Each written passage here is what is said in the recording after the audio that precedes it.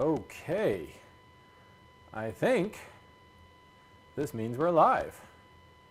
Maybe, possibly. Let me pull up my chat here.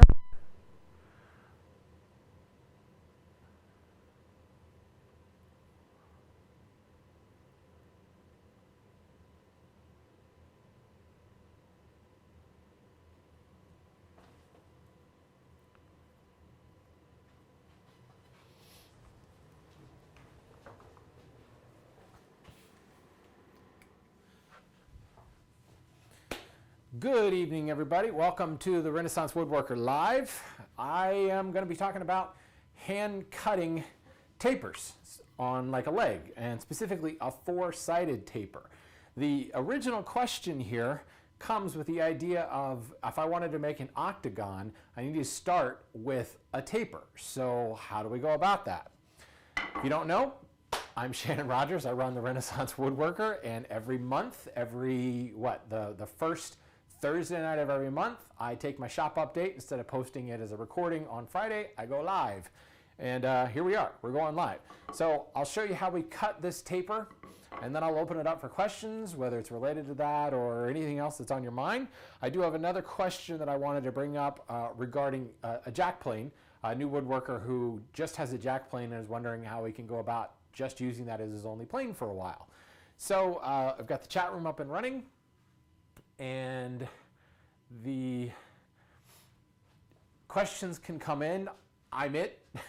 I'm Shannon Rogers. I run the Renaissance Woodworker, but I am also the cameraman. I'm also the guy moderating the chat room and the guy in front of the camera. So if you do have questions, I apologize if I don't see them the first time. I'll try to keep an eye on the chat room as much as possible. If you want to make my life easier and you do have a specific question, put it in all caps. I won't think you're shouting at me, but it will help it stand out so that I can possibly see it when the time comes. So we got some people coming in. Nice to see you all. Yeah. Larry. Okay, I'm excited. That's good, Larry. I'm glad you're excited. Hey, Christian, Larry, Nick, Gary, Richard. Wow, lots of people showing up all of a sudden. Tom, Gabriel, and that's all I can see from here because my screen is really small. So anyway, no reason to really drag us out anymore, but I want to say the original question for this session came from Chuck. And Chuck is going to make an octagonal tapered leg. Well, there's lots of ways to lay out an octagon on a square like we have here. This is a typical table leg. I've got it at 1 5/8 of an inch square. And the other thing is a rift sawn material. So if I were to look at the end grain right here, let's look at the better side. The grain, it's really hard to see on that face. We'll look at this face. See how the sapwood, or the start of the sapwood, and boy, can you tell this is a steamed piece of walnut. Look at how creamy or kind of faded and brown that sapwood is. See how that transition right there runs diagonally across the leg? That tells you that it's a rift sawn board. The grain is running from corner to corner, which means I get nice straight grain on this face, and nice straight grain on this face, and nice straight grain on this face, and nice straight grain on this face. It's the ideal cut for a leg like this because that straight grain doesn't really interfere with whatever turning or carving or tapering or whatever you do on it. If you end up with a quarter sawn piece, you get great straight grain on one face and great straight grain on the face 180 degrees from that, but you'll end up with a flat sawn face on those other two. And oftentimes you can get a cathedral face in there, which you may not think looks bad, but if you turn it, you'll start ending up with these like bullseye type patterns, and it just never really comes out like you want it to. Where this really can be, I've actually got a turned leg here I can show you. This was a test piece of walnut, and I turned this leg down, and you can see the nice straight grain we got, actually even a little bit of curl, but as I spin it around, bam, see that cathedral, see that kind of bullseye that's forming up there? It certainly doesn't look terrible, but it doesn't look the same. It stands out, sticks out like a sore thumb. That's what happens when you've got, this is actually a quarter sawn face. The grain is running straight across there. So you can see this is flat sawn. See that start of the cathedral there, and it's flat sawn on the other face, which you can't really see because of the mortise. So where it also will come out is on like a cabriole leg. Now, fortunately, this is a riff sawn blank here. So I've got great straight grain that runs to the knee, down to the ankle, nice straight grain up here on the joinery block. But if you end up with a flat sawn face here, bam, you've got this cathedral sitting right on the knee, which can just end up looking terrible. So that's the first thing, is it's nice to have good riff sawn stock when you're gonna do a tapered leg like this. The next thing you have to determine is where's your apron? How big is the straight block at the top? Where will the apron be?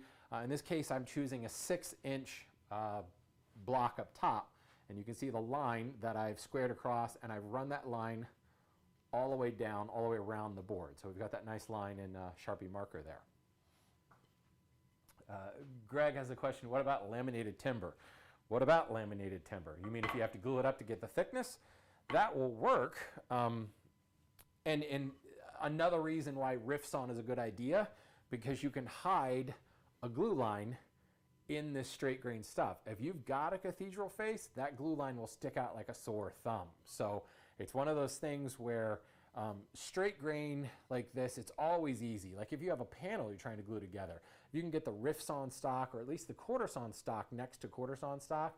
That glue line has a tendency to disappear because you've got a straight glue line and a straight grain line. If it's flat sawn or curly or anything like that, it may be difficult to show up. Is this leg? No, unfortunately. I've done this. If you go back through my YouTube channel, I built a Queen Anne side table years ago, and the leg looks like this. It's a tapered cabriole leg like this. And I was using some walnut for it, and I was struggling. It was the first time I had ever made tapered turned legs, offset turned legs like this. And I went through like 4 or 5 blanks of poplar to kind of learn the technique, and then I switched over to the walnut, and like right away I screwed things up, and I ended up laminating up a blank. So if you watch that that build, that Queen Anne table, side table, one of those legs actually is laminated. I think it's 3 blocks that came across, and it came out just fine by making sure that the riff sawn figure was along that glue line.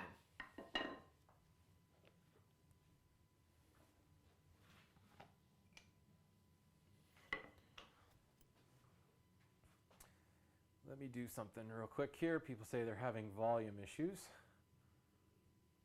Let's turn everything up.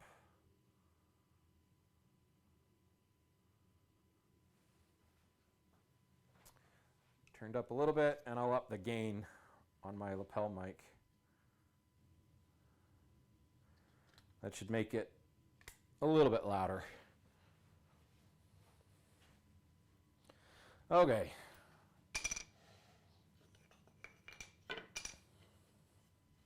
So what I've got now is a leg, as I said, that is 1 5/8 inches square, and that's the first step, is getting it super super square and flat all the way around. I'm going to taper this to 3/4 of an inch, and I think I'm going to go ahead and up the gain on my transmitter as well. So there we go. I don't want to up the gain too much on this, or you'll end up getting a little bit of static. So if you start to hear it kind of pegging at the top end of the spectrum, somebody just say something, because we've turned up the gain on both the lapel mic, the receiver, and the transmitter, as well as the main system. It always tends to go like 1 decibel too much, and suddenly it starts doing weird compression noises. So anyway, where was I? Let's bring this back down to the close look. So what I'm going to do is taper this down to 3/4 of an inch. Where that comes from is just some experience in making a lot of these tapered legs. If you get too much thinner than that, it looks a little too spindly. So let's just verify. 1 5/8, and again, it is perfectly square. So 1 5/8, if I'm going to taper to 3/4, 1 5/8 minus 3/4 is 7/8. So what I need to do is divide that in half. 7/8, 14, 16, 7/16. So I need to set my marking gauge to 7/16.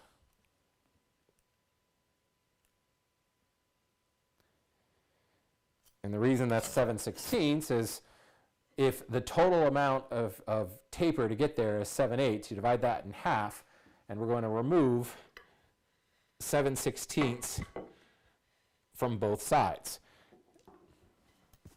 So what that leaves you with is 3/4 of an inch. Just verify that.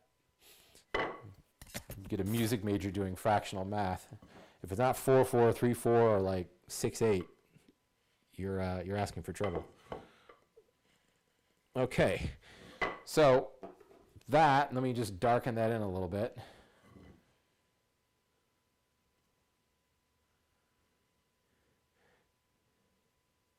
It is crazy with the sound because right now my lapel mic is cranked up so much higher than what I would normally record at with my camera.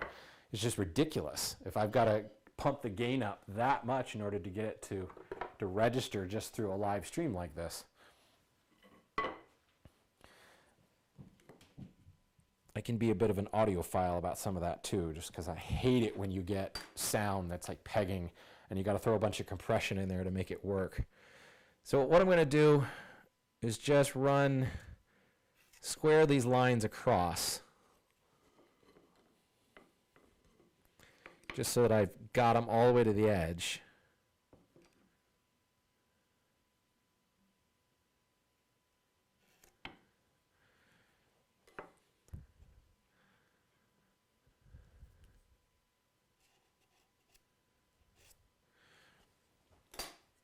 I don't normally work in Sharpie marker, but it just shows up better on camera, by the way.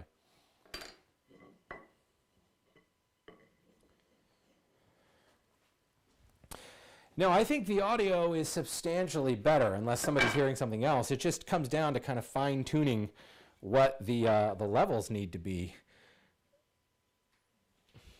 Hopefully. Certainly not the gear. You look at the amount of money that's been spent on lapel mics and stuff around here. So now I'm just going to line up that taper line at the bottom that I connected and the base line up here at the top.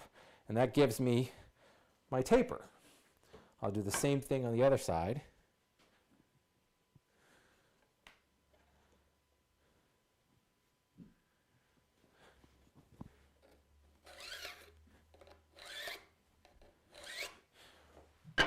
And I'm going to flip the blank 180 degrees and lay in those lines on the opposite face.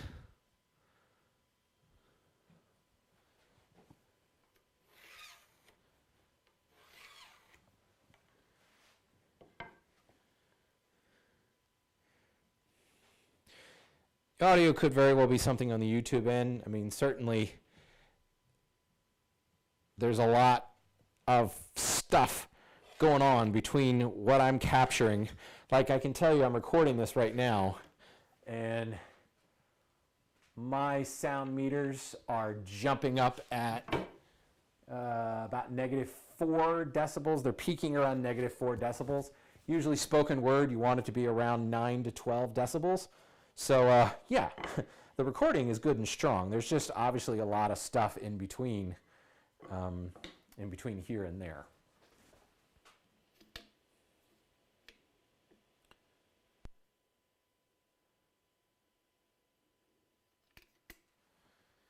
Okay, so now I've got my lines laid out,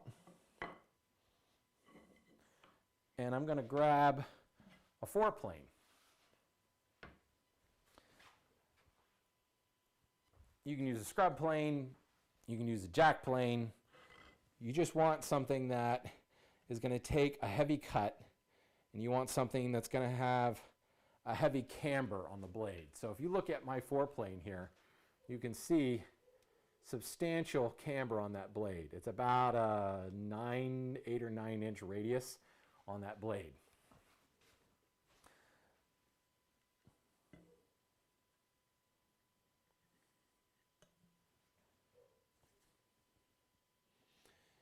I just turned the gain back a little bit, folks, so it might take a second to catch up with you. So what I'm going to do is establish this taper, and obviously there's more to remove down here. Now, over the years, I've thought about, you can saw some of this out, and you certainly could, but I find that that just ends up wasting time. Grabbing the 4-plane, I've got to work a little bit against the grain on this face, but what you're going to find is as you start to develop this taper, it's going to start working with the grain as you're going downhill. Anyway, as I was saying, you can grab a saw, but it doesn't work as fast because you're going to end up making this stop cut, and it's just kind of silly. I'm going a little bit lighter here because I am working against the grain ever so slightly. And I just want to keep checking my lines. Get you in a little bit closer here.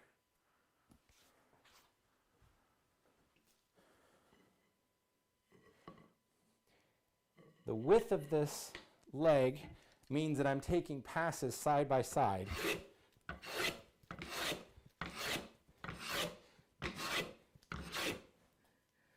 Really close to the line.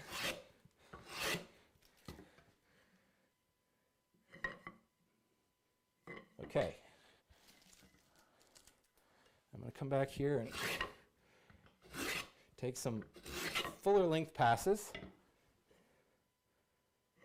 Now I am very close to my line. You can just make out a hint of that pencil line. Now I can switch over to a joiner plane. Set for a nice light cut. Now as you start this taper, you want to be very conscious of putting a fair amount of pressure on the knob, because I'm at an angle now. You see the plane rocks, and if I put too much pressure on the tote, the whole thing's going to rock back. I need to have the sole registered here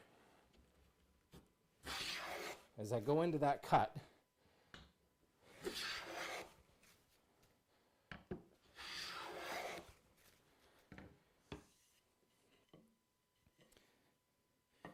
Okay, I'm very close now. So I'm going to back this out, the cut out even more, and I'm almost like just touching my line right down here at the bottom. And I'm maybe a 32nd of the way away up here. And if you look, you can see my baseline, and you can just start to see the taper there. So there's this distance here that I've got to remove that material, and that's really the line I'm looking at. Question in the chat room is, do I use a knife? I certainly don't normally use a Sharpie. I don't often use a knife though, because the knife, you've got to then plane to the bottom of that knife line, and that actually can throw things off a little bit. It's not the end of the world. That's the first thing to recognize. Too light. First thing you have to recognize is this taper does not have to be absolutely perfect. If it's off, the tiniest bit from one leg to another, you're never going to notice it.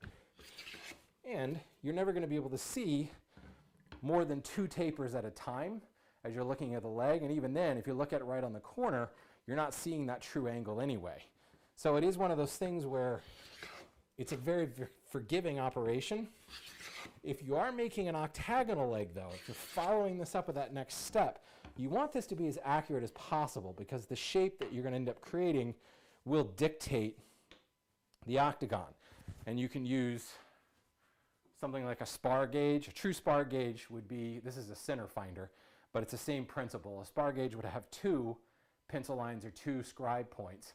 You line up these outer legs and you twist it, and what this does is just automatically center my pencil line in there. The spar gauge will center 2 lines on here, and it will create an octagon of a set face. So the truer you can have this original taper, the better off you're going to be. For what we're doing tonight, just making a 4-sided taper, there's a lot of forgiveness. I'm going to work right up here at the top.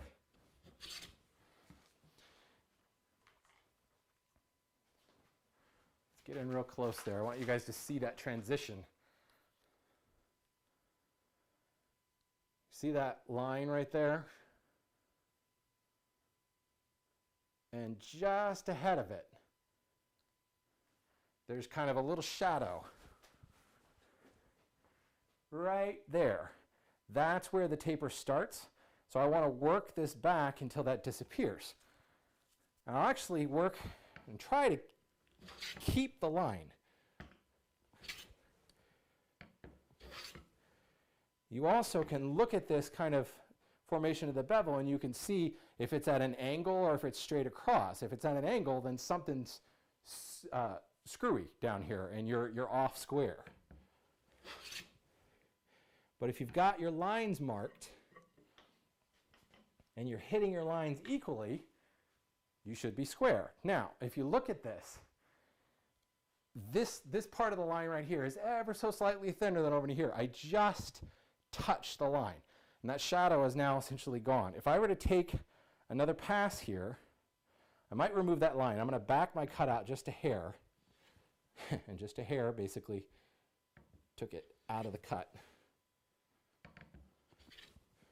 There. Tiniest bit of a marker line left. That's it. I'm going to stop there. I'm going to come away from that line a little bit and just take a full-length pass. I'll make my life easier and put a little bit of wax on my sole first.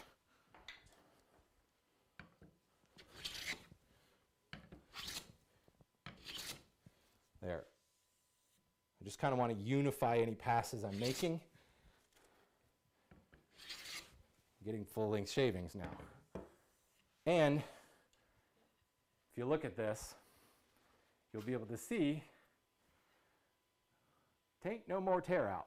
The tear out that started at the beginning has now gone away because as I added this taper in, I started working downhill, and that changed the way the grain was running. So now I've got a nice kind of shiny reflective surface. So now I need to flip it 180 degrees and go at it and get the other side.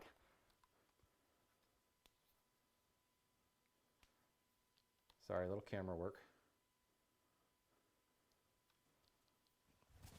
Now if I was working against the grain on this face, if I flip it over and go the other way, I should be working with the grain, right? That should be how trees grow.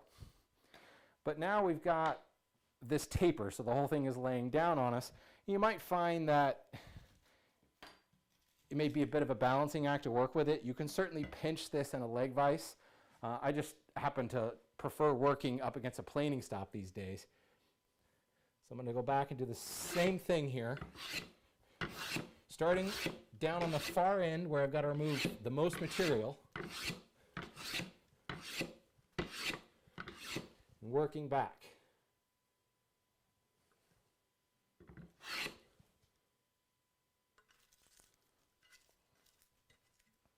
Why did I use a joiner instead of a smoother? Because the joiner happened to be nearby. I do want a nice flat surface. And since I've come from a 4-plane, which is giving me a scallop surface, going straight to a smoother could potentially end up with a slightly less than flat surface. But, I mean, ultimately, when I'm working with a board that's this long, or that's not, super, super long, I could get away with a jack plane. I would be all right.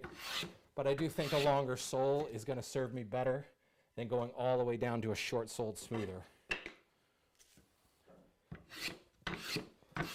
Actually, I'm working with the grain. I can increase my cut depth a little, speed this up.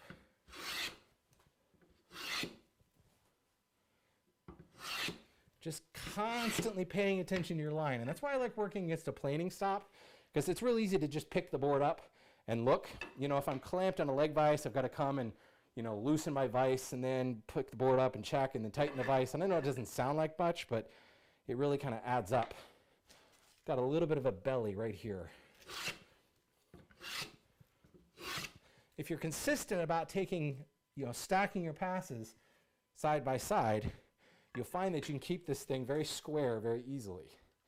I'm going to back my cutout just a little bit here.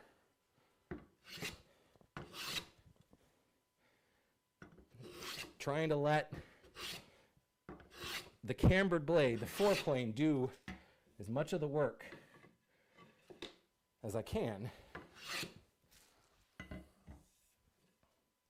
And just for giggles, let's go to a jack plane instead of a longer foreplane.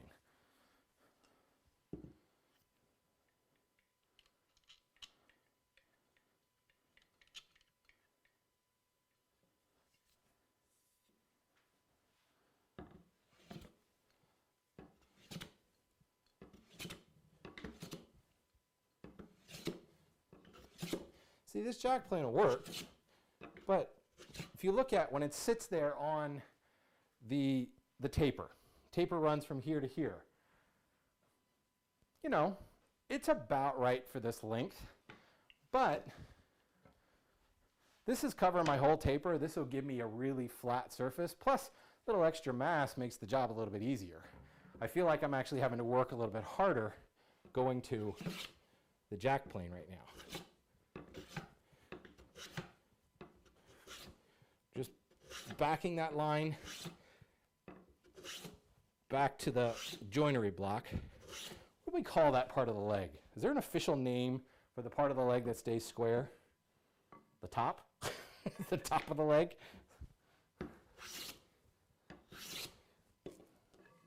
Just checking my lines. I'm just about like splitting my line on this side, and I've got a full line on the other side, so I'm going to take some passes just down this side and kind of straighten that out. There we go.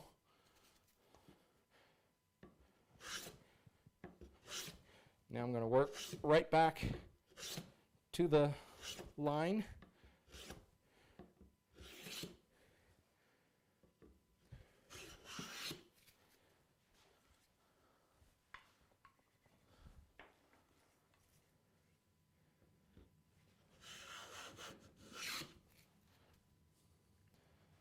Now, when I am ready to kind of finish this up, I always like to back my cutout and take a nice light cut. A plane is going to have, it's going to flatten the surface. Depth of cut will tell you if my plane is set out at, say, 2/1000 of an inch cut. It will flatten this surface to a tolerance of 2/1000 of an inch over the length of the sole. So if I was just taking, you know, a 32nd of an inch shaving and I reduce it down to a 64th of an inch, I'm still using the same plane, but I've actually just increased the flatness of the overall leg. And again, is that really necessary here? Not so much. But you'll find when you decrease the depth, where you were previously getting a full length shaving, you may not be anymore, because there's been some little undulations in the board created from that deeper cut.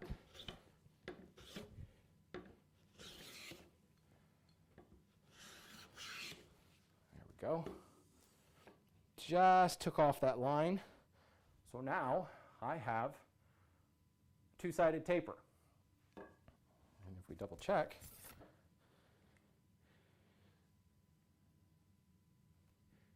it's 3/4 of an inch.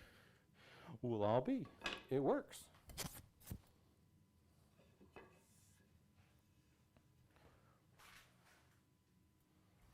Sean, that's a good question. Would I have already cut the joinery? I don't know. I've done both. There's a rule of thought that says do the difficult stuff first, or more importantly, do the stuff where you're likely to screw up the most first. So that way you don't have quite so much invested in the piece if you do screw up.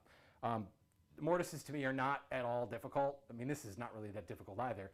But if it seems to me there's a little bit more kind of element of surprise or guesswork in the taper than there is in the mortise. And frankly, the mortise block stays square in this particular leg.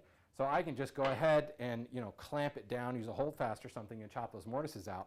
So I don't know. I don't know that I would necessarily put the joinery on first. I don't think it will really make a difference one way or the other, to tell you the truth. I am going to now use the old leg vise, literally the leg vise, it's pinched between my knees, to now, what am I doing? I don't have to. I was just about to square my lines across and it occurred to me I'm already there because I just planed it down. So, don't you love it when you're looking for a tool and you can't find it and then you realize it's because you put it away where it actually belongs? So line up that taper again.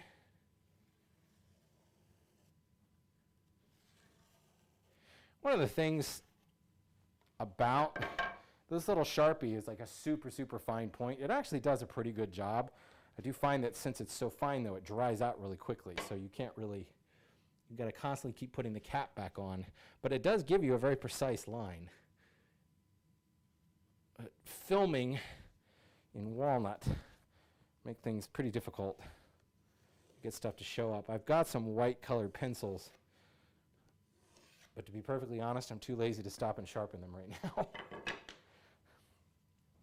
So again, I'm just repeating what I did before, connecting these lines on both faces, the 180-degree faces one another.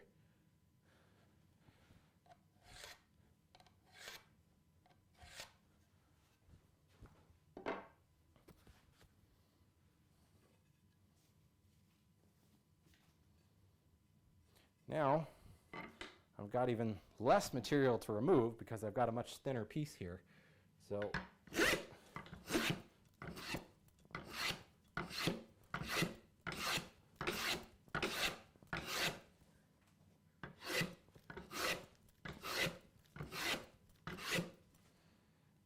gotta watch your lines. You'll get there real fast right now because the piece is so much thinner. You kind of be shocked at how quickly you get down to your lines.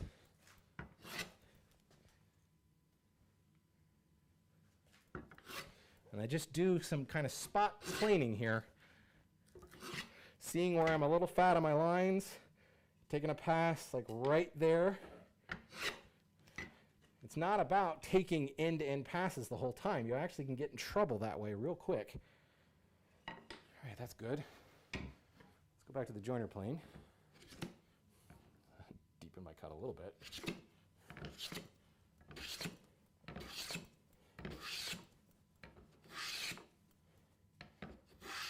See the extra effort you put in with the foreplane and really flattening it out, you can see how quickly I can get to a full-length shaving with the joiner plane. It's that whole coarse, medium, and fine thing.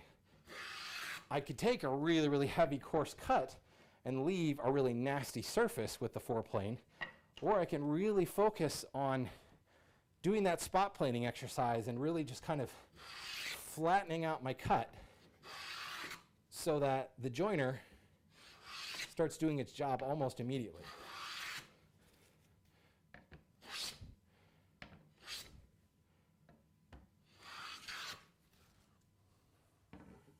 Just took off my line. And of course I have my lines on the end grain as well. So that one's done. Excuse me. No cough button.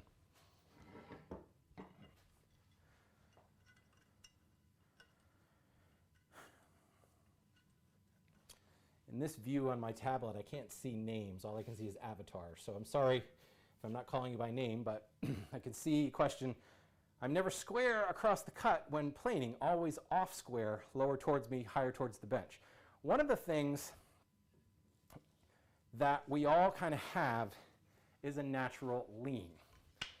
In your case, you have a natural lean so that you said it's higher towards the bench. So you're leaning this way. Now, you're probably, if you're right-handed, you're probably planing the other way. Regardless, you're always leaning that one particular way. The important thing is, as they say, the first thing is recognize you have a problem. Well, now you know, right? You know that you have that lean. Now, certainly plane a couple of boards, and if you find that that angle is inconsistent, let's not sweep my stare-at square off into the trash. If you find that angle is inconsistent, you're not always leaning the same way, then you might have other issues. But invariably, like 90% of the woodworkers you probably will find have that lean. They always end up going the same way. Well, that's great. If you know what direction it is, you can change that. Now, I've got a cambered blade here, so if I know that I'm always going to end up with a high spot towards me, I just shift the plane laterally and I make another cut there and I remove more wood on the high side. So I'm constantly kind of compensating for that lean. You can also skew the tail off towards the high side. If you skew that tail off, you're putting just the tiniest bit of weight. You're not, the first thing I should say is you're never tilting the plane. You always want to keep that plane referenced on the work. If you try to tilt it, there's no way you can maintain that angle, and it gets all squirrely on you. But if I'm assuming this angle, this edge right here, is on the high side, I'll skew the tail off to the high side and make a pass that way. And that tiniest little bit of leverage will take a slightly heavier shaving. That's a real way of fine-tuning it. Another way is literally take your plane. Let me switch to a closer shot here so you can see what we're talking about. You take your plane, and if we assume that my high spot is on this side down here, take your plane, I'm right in the middle, shift it over. So I'm not taking a shaving from this side. I'm just taking a shaving from the left side of the board. And I just remove that line, and that drops that angle down a little bit. Now, will you create a facet? Maybe, but it's so small, it's really easy to clear it up from there. What you'll find is, once you actually get the edge in a square-ish attitude, and you take the plane, you set the plane down, and you kind of press down and let it register, let it settle down. There may be facets here, but it will settle into the general topography of the board. And if that general topography is square, it's going to stick to that. If that topography is off square and you press down, so if I've got a real low spot towards the camera here, and I set the plane and I press down on it, you'll find that the whole plane will kind of shift and settle in at that angle. So then I take a pass, and all I've done is just recreate that angle. In fact, I've actually deepened that angle. When I talked about earlier about skewing the plane, and it will take a slightly deeper cut on the left side, well, if the whole plane is shifted at an angle like that, it's going to take a slightly deeper cut on the left side. So what's going to happen is your out of square edge is going to get more and more out of square. This is, at its heart, the #1 reason why I like working with a planing stop, because I can constantly look at my board, I can constantly look at my lines, constantly pick it up, put a square to it, and I can see, oh crap, I'm going off here. I need to adjust for that. The faster you can recognize where you have a problem and adjust and fix it, the better off you're going to be. So the first thing I could tell you, whoever asked that question, wouldn't you know? I like it. Wouldn't you know it? Oh, okay, that's who asked the question. Wouldn't you know it? That's the first thing I would tell you is to fix it, pay attention a lot more. Look at your board. Don't plane so much. That's what I'm telling my hand tool school students all the time. The biggest problem people have with milling is they do too much of it. The more you plane, the more mistakes you're liable to make. We as human beings are imperfect people. We're trying to expect all these fiddly wiggle bits with our fingers and our wrists and our elbows and our shoulders and all that stuff. We're expecting all of that to constantly stay working all the time in a perfect square line. It's just not going to happen. So the fewer passes you can take, the fewer chances you're going to screw things up. So take 2 passes. Grab your square. and check and go, okay, look, here we go. I'm high on this edge now. So what am I going to do? I'm going to skew the plane off to the left, and I'm going to remove a little bit more material there. I'm going to come in with a square and check, and now it's square-ish. I'm dealing with a scallop blade here, so it's not going to, completely block out light and push dust here, although it's pretty close. But now that I've established that it's in a square-ish aspect, when I set the plane down on top of it, it will register square, or pretty dang close. Talking too much, must work more. And this exercise, this tapering exercise is perfect for that, because all we're really doing is working to a line. If you're not checking your lines, well, I can't help you. If you blow past your lines because you're not paying attention to your line, there's nothing I could do for you. You've got to be very conscious of where you're moving material, where the material still needs to be removed. So for instance, when I look at this leg, it's kind of hard to see that pencil line in this light, isn't it? Okay, you can see a little bit of pencil line, just a hair of it. That's how close I'm getting at this point. But right up here, there's a little bit more pencil line. It's a little fat right there. On the opposite face, this is where Sharpie's really nice. I've got more material right here. But down on this end, there's even more material. And then there's a whole bunch of it right here at the tip. So what I need to do, oops, get the right hotkeys to switch cameras. I'm going to back my depth of cut out a little bit. Every time you back the blade out, you have to move it forward a little bit to take up that slack. That's probably obvious to a lot of people, but it may not be to some of us. So there's the most amount of material to remove down at the tip on the right side of the board. So I'm going to come right down to the tip, skew the plane so that it's off, well, make sure I'm taking enough of a cut. I just removed like this spot right in here. Now I'm much closer to my line. I'm still a little bit high on this side. So I'm going to come down that one side, and now I'm about equal. But I can still see there's a bit of a belly right here. It's kind of a hump if I'm exaggerating. So we'll just take a pass right there to remove that hump.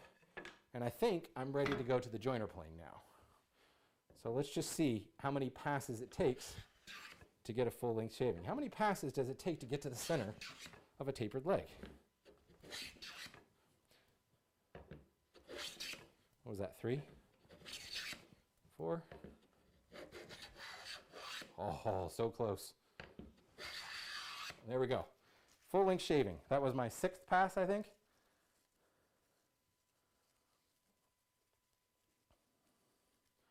So obviously it's reversed, but if I look and I unroll the shaving without it coming apart, hopefully, there is my tapered leg. One whole length shaving. It took 6 passes to get there, so a little bit off. I've got a little bit more right up here at the top to get back to my line, so I'm going to stack my shavings right up at the top here. Check my lines. Got a hint of a pencil still left. So now, if I take some full-length passes, maybe one more.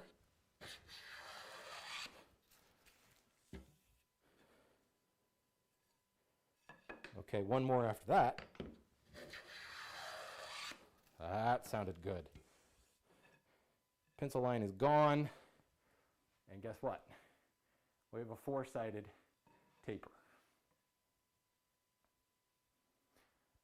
And as I sight down this, and that's the real key, if you actually come up and sight down the leg, you can see if the taper is off at all, if it kind of kinks off to one side or another because you don't have the taper even. So as I sight down this, that looks perfect. And for that matter, if I look at my end grain, you can see your lines, and that was actually done in a knife, so that will actually stand out a lot more.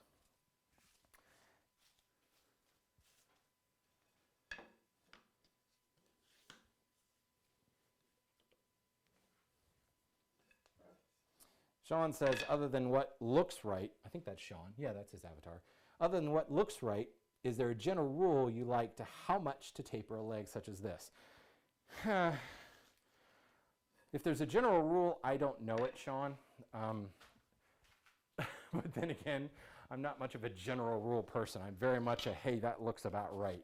I can tell you one of the first real pieces of furniture I built was a shaker side table. And I went off of Christopher Schwarz's plans back in, like, what was that, 2003? Maybe earlier than that, I don't remember. And that called for a 5/8 of an inch square at the bottom, and it's like 1 1/4 at the top. And that proportion, what is that? 1 1/4 to 5/8 is that half? Do the math, people. Yeah, that's a half. So 1 to 2 proportion there. And that's essentially what we've done here, is a 1 to 2 proportion. So that to me looks pretty good. I think if I went thinner than that, it would throw off that proportion, and I think it just looks kind of odd at that point.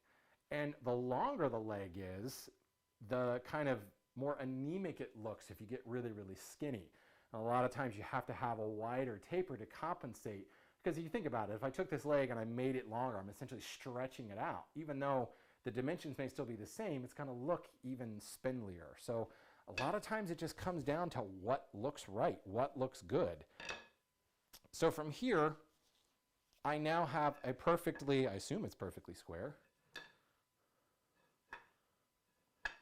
I mean, I hit my lines, so it should be square, right? And it is square, just in case you doubt me. If you think it's all camera tricks, it is square. And you notice I check with the squares. Oh, I just showed it to the wrong camera. I'm such a moron. I just showed it to the secondary camera. So look, it is square. Perfectly square. I check it with a square as kind of an afterthought, because I don't need to know if it's square, because I knew that my lines were laid out square and I hit my lines. So it's kind of like thicknessing a board. Once you get that first side flat and then you scribe your lines using that first side as a reference face, who cares? All you got to do is hit those lines. There's no reason to pull out a straight edge or pull out a square at that point. It's work to the lines. When you hit the lines, you're there. That's just how it works. It's very nice.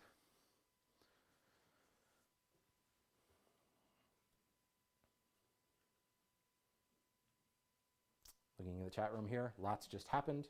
Either that or my chat room just like suddenly refreshed. Hey, you are more than welcome.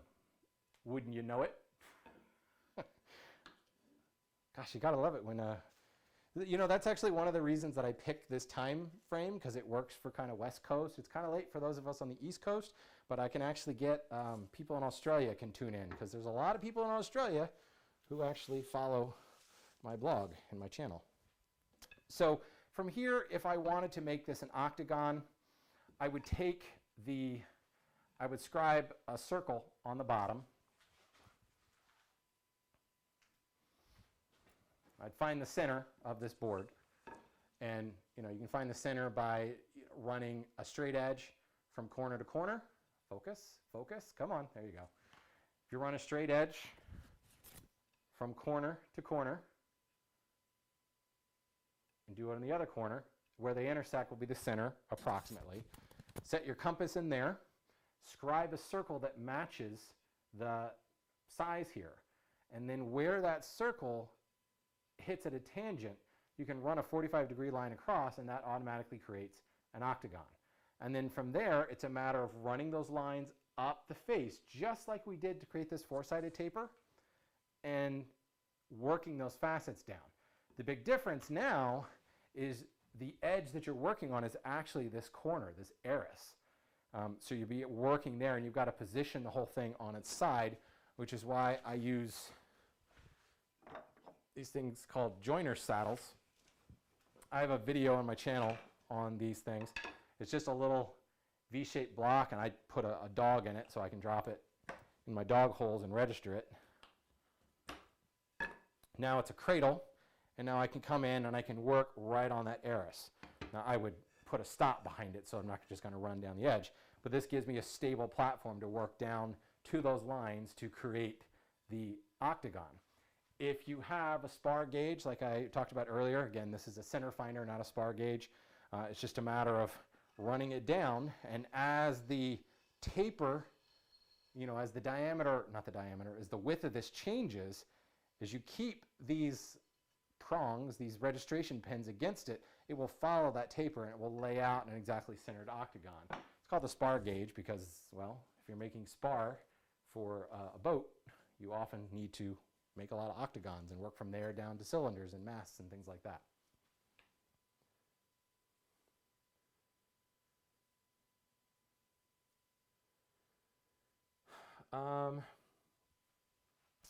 There's a couple of miscellaneous questions. I just want to make sure I address one. I got a question from a gentleman about a jack plane. He's just getting started in woodworking. He's got a jack plane. Specifically, he has a bevel up jack plane. I actually don't have my bevel up jack plane with me tonight, but I have a regular jack plane, and this would apply to a regular jack plane or a bevel up jack plane. He says, basically, I've heard that you can use the jack plane, jack of all trades, use this as your only plane, but I'm finding it really difficult, finding it really tough going. So the real trick, if you will, it's not a trick, but if you have a jack plane and you can get an extra blade, 2 extra blades if you can, but at least 1 extra blade. And if you take that extra blade and you grind an 8 to 10 inch radius on the blade, like I have in my 4-plane, that jack plane now has become that heavy removal tool, the tool that I use to start this taper. And you can thickness boards that way, you can do all the rough milling work on your stock. Then switch back to your straight blade and you can use it as a jointer. It's not as long as a jointer, but as we saw, I could create the tapers with this jack plane. Now I use a straight blade in my jointer. I don't camber it at all, because if I leave plane tracks, it's not the end of the world, because I'm going to come back and clean it up with a smoother, or I'm not. If it's not a show surface, I don't really care. Oftentimes, if I reduce the depth of cut in my jointer, those plane tracks go away anyway, but I'm not terribly worried about that. If you're really worried about plane tracks, you can just kind of clip the corners. You don't necessarily put a full curve on it. So that second blade, or really the stock blade, is your square blade that you can use for jointing. Or you can drop it on a shooting board and use it to get the end grain or whatever on a shooting board. And you definitely want a straight blade for that. If you have the means, get that third blade, and then you can put a slight camber on that, similar to what I would have on my smoothing plane. Very, very slight camber, to the point where it really doesn't even show up. But if you're taking like a 1 thou, 2 thou, 3/1000 of an inch thick shaving, the corners are tucked up in there and you're going to limit the plane track. So now your jack plane has become a smoother. So with a heavily cambered blade, you're doing your rough work, you're thicknessing the board. You go to the straight blade to do your jointing and flattening and kind of refining the surface, and or your shooting plane. You go to that lightly cambered blade, and now you've got it smooth ready, finish ready. And you've done it with this jack plane. And the jack plane's good because it's not super, super long. So, it's nice to have some mass sometimes, but it kind of gets tiring. The other thing is that longer blade is going to make it difficult to sometimes get into the nooks and crannies of the board. We talk about our boards being flat, but honestly, it's rare that you need a board that's that super dead flat. This is plenty of flat for just about all the furniture you're going to make. I might even go so far as to say all the furniture you're going to make, it's flat enough with this. That's kind of the basic, but when this question came in, I realized that I had a video, an hour-long video that I did on this. It's simply called Jack Plane as Your Only Plane. And I did it a couple years ago, but it's been behind the walled garden of the hand tool school all those years. It was something I specifically did for a select group of members in my hand tool school called apprentices. So I decided to go ahead and edit that down and release that as a standalone lesson. It's actually the first time I've actually done this with the hand tool school, but it is a lesson all on its own. You can pick it up for $15. I'll put a link to it on the show notes of this, but if you just go to the hand tool school, you'll see a tab there that says lessons. But this really covers what I just talked about. It shows you how we go about setting up the plane. It tells you how to actually grind those blades, how to sharpen those blades, and I go from a rough sawn board to a finish ready board. So it's about 55 minutes. It's $55 and change or something like that. And I just figured since I'm going to do this, I'll go ahead and include access to the tool library as well as our community, which frankly is the part that I'm like most excited about in the Hand Tool School is the community forum. So it's not a limited time offer or anything like that. This deal's not going to go anywhere, but I just released it. So anybody who's interested in kind of getting a little bit closer look, more of a demonstrated look at that lesson might be something worth checking out. So certainly you can find the link to that in the show notes. If you're on my email list, you've already got that link. You've had it for about a day and a half already. And actually, I'll just come right out and say it. If you're on my email list, not only do you have that link, but you also have a discount coupon for that. So tell you what I'll do. I feel like I'm wheeling and dealing here. If anybody who joins the email list, we'll just say between now and Monday. If you join the email list, on Monday, I will resend that email with the coupon on it if you want to get the deal. Otherwise, I mean, we're just $15 here, people. It's not that big of a deal. So anyway, good question. Jack plane, foreplane, scrub plane, all the same? No. Yes and no. They can all do the same thing. A foreplane is most traditionally a number 6 in the Stanley numbering system. The jack plane is most traditionally a number 5. You can see there is a difference in length. Not a substantial difference, but the jack plane is certainly shorter. But oftentimes, if you go back into antiquity, into days of yore, you'll hear the jack plane referred to interchangeably with the foreplane because they were used a lot of the same way, with a rough blade, a cambered blade to do your heavy removal. The jack plane really got its name because people were using it like I just described, to do a little bit of everything. The scrub plane is a different beast, not altogether, but it's more of a geographic oddity. The foreplane was a very British deal. The scrub plane, and this is a Veritas scrub plane, first thing I'll say, I'm sorry, Lee Valley, Veritas, don't buy this plane. This was given to me as a Christmas gift. It is the silliest premium plane you can ever own because a scrub plane should have the world's widest mouth. There's no need for high tolerance on a scrub plane. There's no reason to have a sole that's ground this flat and this pretty of a plane. There's no reason to spend more than like $5 or $10 on a beat up, rusty old plane and turn it into a scrub plane or a foreplane. I have a video I think it's called Boat Anchor to Foreplane. I will often use foreplane and scrub plane interchangeably because they both have heavily cambered irons. They're both used for removing rough material. What I like about the scrub plane is it is decidedly smaller. It's got a thinner blade. It's even more radically cambered than the foreplane. It's lighter weight. It's kind of like the block plane of heavy removal tools. People talk about the block plane being so wonderful. It's light, it's agile, use it in one hand, break edges, do all kinds of stuff with it. Scrub plane's the same way.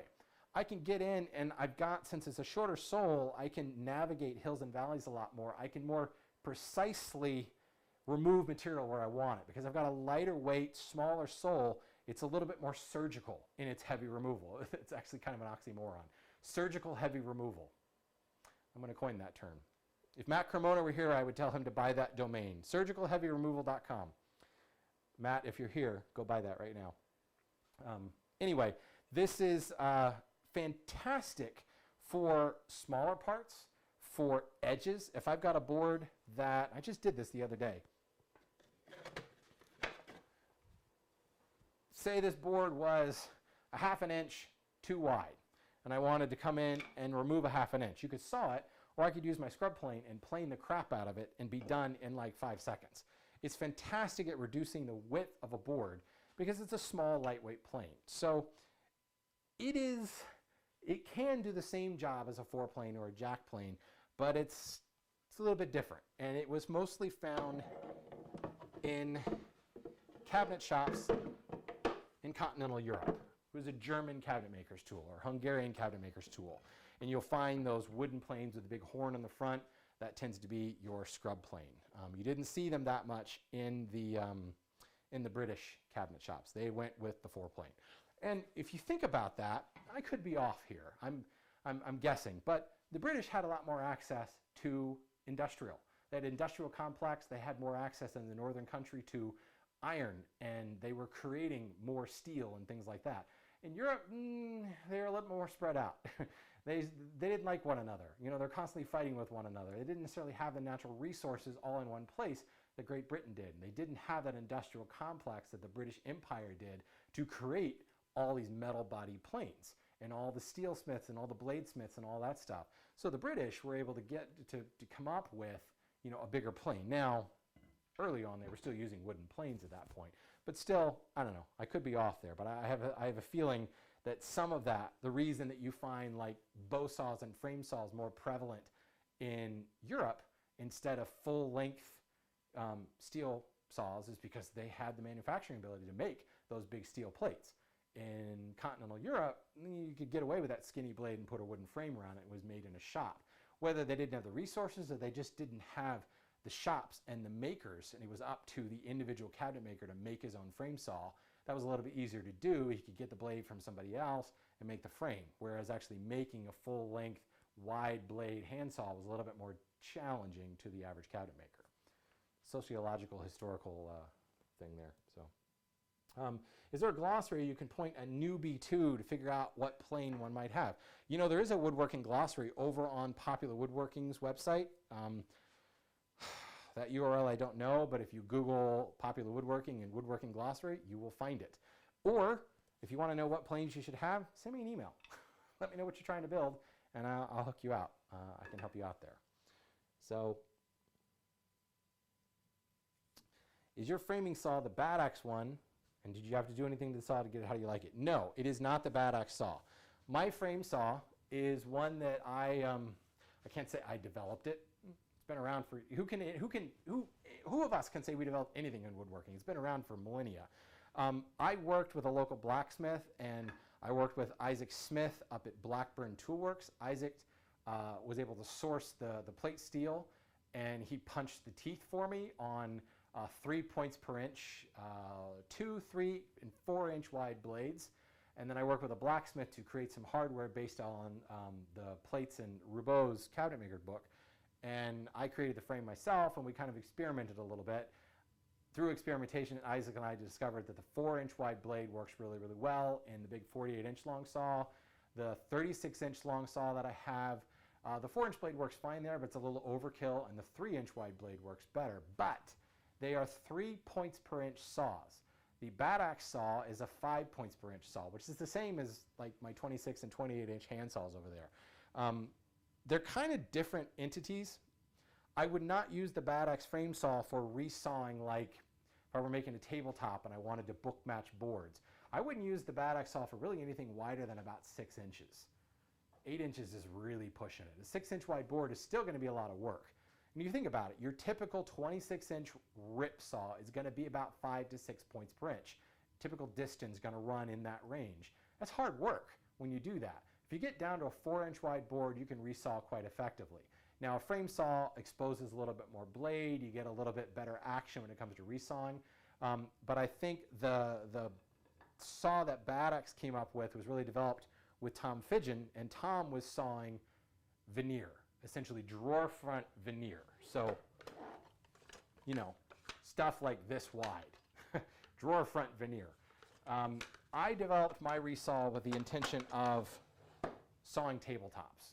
The 48 inch frame saw that I have resawn a 30 inch wide piece of walnut. I made a drop leaf table in the hand tool school with that, and it's amazing. It's a total game changer to go from 5.5 points per inch to 3 points per inch. So I actually have a blade of Mark Harrell's at Bad Axe, and I have some of his hardware to make one of those, just because I feel like I really should test both. But yeah, I'm pretty much a firm believer in the heavier pitched one. Blackburn Toolworks does now sell that blade. He also sells the hardware. The blacksmith I work with sells the hardware too, but it's substantially more expensive than the more kind of vanilla one that Isaac is selling. Following up on that, again, I can't see names. I can only see avatars right now, but it says, I just finished my frame saw tonight and it pulls to the left, and I am discouraged. Some people recommended removing some set on the left side. That will help. The first thing I would recommend, that longer blade will, and the set may be your answer, but can't quite get to my frame saw right now. The longer blade, as you're sawing, it exaggerates any eccentricity in your technique. So if I'm standing here square to the board and I am off a hair, that long blade exaggerates that angle. And because it is a relatively coarse tooth, the slight deviation from that angle will cause it to drift. It will bite. It's one of the reasons that the whole, as exciting everybody is about the whole kerfing plane, one of the reasons I haven't built one yet, is if you've got a coarse enough pitch saw, it doesn't matter if you've got a starter kerf. That blade's going to go where it wants to go. So the first thing I would recommend is clamp your board upright. Don't angle it or anything. Clamp it straight up and down. If you've got it in a leg vise, you're going to probably want to stand off the edge of your bench, which would be putting my back to the camera. But I would stand right here, because if I line my hip up against the bench and the board is in my leg vise, the camera angle is not quite right, but the board is now level with about my shoulder, maybe a little bit in my shoulder. It's not in line with the center of my mass. So invariably, I'm going to end up angling slightly, and that's going to cause it to go pull one way or another. In my case, it's going to pull to the left. So you want to really align your shoulders, square your shoulders off, and sight right down that blade. And if you've ever seen videos of me using my frame saw, I get this very kind of intense kind of scowl on my face. That frame saw is not about physical activity. People are always telling me, man, that looks exhausting. I don't break a sweat when I use the frame saw, nor do I move my shoulders. Occasionally you'll see me, I kind of forget myself when I move my shoulders. What I tend to do is cock my arms, sight down that blade, and I step forward and I move back. And these arms don't really move. They may move a little bit at the end, but most of the work is all in the legs, just kind of moving that blade back and forth. And what I'm really doing is keeping my focus on that blade and making sure that I'm not deviating in my cut. The wider the board, the more that deviation will be noticed as well. So if you're trying to resaw a 12-inch wide board, the tiniest half a degree off will show up with the kerf deviation on the other side. So that's the first thing you want to do. If you have it clamped in a leg vise like this, you are already off your angle. You've got to stand off the end of the bench and really line that up. Focus down that board and just take a step forward. That's the first thing I recommend. Don't push with your arms. In fact, I hate to say it, I saw a video on Facebook today from Bad Axe, and the guy was standing here and he was doing all this. That will work, but again, you're adding more joints into the mix. The more fiddly bits, the more you can deviate. If you lock your wrists and lock your elbows and lock your shoulders and step back and forth, you can see there's a lot less movement in this system than there is in this. My elbows can be poking out and driving around and doing all kinds of stuff. The more you firm that up, it's the same thing with freehand sharpening. The less stuff you move, the more linear your whole motion will be. So do that first before you mess with the blade. The only reason I say that, I'm assuming, I think you said it enough, I think you said it earlier in the chat, was I think your blade came from Bad Axe. The one thing that Bad Axe does better than anybody else in the market is set their blades. They use incredible, they're really good at hammer setting. So I'm doubtful that it's pulling one or another because it's set improperly. If Mark and his team set it, it's set well. So I would be hesitant to mess with that set. Focus on your technique first. And if you don't know how to get in touch with me, go to renaissancewoodworker.com. There's contact forms everywhere there. Try that first and let me know how it does. Send me an email. If that doesn't work, I've got some other ideas for you, but I'm willing to bet you it's technique. People talk about these frame saws and they're just so wonderful, and no one talks about the actual technique of it. It's a very different saw to use because you are square to your body. No other saw does that. You're usually working with one hand, so now you're not square. Your shoulders are off at a different angle. The frame saw, when it's run this way, is a square operation, and it totally changes things. Adding a longer blade only exacerbates that deviation. So focus on that more than anything else. Somebody said like golf, haha. I don't know what you're talking about, but it's actually a fantastic analogy. A lot of people, golf pros, will tell you, film yourself, or they will film you taking a golf swing, and you can immediately go, oh man, look at the, I don't play golf, so I don't know what I'm talking about. Look at, my arm bent, or my thingamabobber went in the crossways, and you immediately see, oh, that's something I need to work on. If you have trouble sawing, film yourself. Film yourself like this, dead on, so that you're sawing you're right, the camera's right in line, then take another shot, or if you have a second camera, and film yourself in profile. You will immediately see little hitches in your elbow. Most people have trouble sawing plumb is because they're crowding the saw and their elbow is kind of deviating around their body. I'm exaggerating here, but it's kind of bumping into the body and moving aside. Well, as soon as that elbow bends, look at the angle I just created here. Again, I'm exaggerating. It's not quite that much, but it doesn't take much deviation, even that much. See how that angle? It's not that angle. That's perfectly straight. If my arm is moving, even there, I'm getting a little deviation. That's why when I'm sawing on a bench, my body's out of the way, so my arm can move straight up and down like a piston. You can see that on film if you know what you're looking for. So that would be the other question. And again, can't see names, so I don't know who I'm talking to here. Sorry, I would love to know who I'm talking to. That would be, I guess, the next thing. Really focus on that alignment, and if necessary, film yourself, and that will help a lot. Longer blade or handle? Longer blade, if you're asking me about the deviation in a frame saw, well, I mean, certainly if you make the handle longer, you're losing a little bit of touch. I made my handles so that they're shoulder width apart. So when I hold it, my arms are kind of locked into my side. If you make the handle too wide, you kind of throw things off. And please don't misunderstand me. I'm not saying anything bad about Tom Fidgen, but I don't particularly like his design because he has this cocked handlebar thing, which turns your wrists this way and it angles them back like that. So now I've got this kind of weird thing going on. If you're looking down from the top, I'm doing this. Whereas the way I saw, it's straight up and down like that. You're introducing extra stuff into the mix. I don't particularly like that particular design. It's something you can work with, you can get used to it, but I find the more variables you remove from that. So if you do make that handle too wide, it can be a little bit difficult to balance because again, you're creating a longer lever and it can be much easier to put a little bit more force on one side or the other. So the narrower the handle will help, but the biggest problem with deviation is the length of the saw blade. If my saw blade is only this long and I'm sawing like this, but if it's now this long, you can see the slightest deviation from one to another causes a much greater angle in that blade. And that's probably what's causing that. You heard it here. Shannon hates Tom Fidgen.